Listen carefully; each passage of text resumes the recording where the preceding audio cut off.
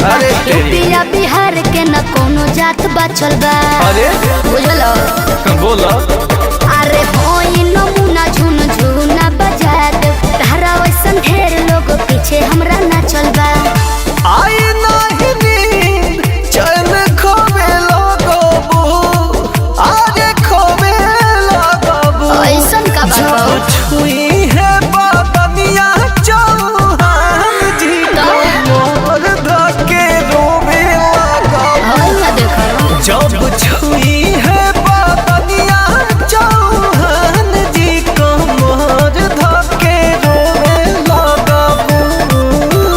अच्छा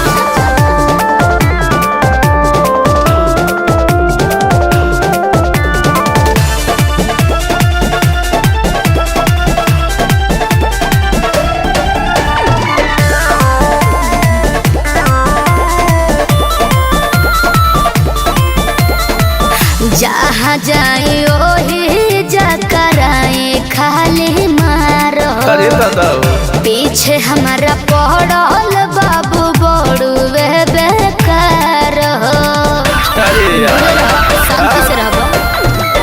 हार ले हम दर्द तोहे बहिया में छान के असली मदद बुझ जइबू चौहान आयो के दादा। अपने हाथे आपत के बिया बोवे लगबू आगे बोवे लगबू जब छुई है वो दुनिया चौहान जी को मोर धके रोवे लगबू जब छुई है वो दुनिया चौहान जी को मोर धके अरे रोवे लगबू बुझल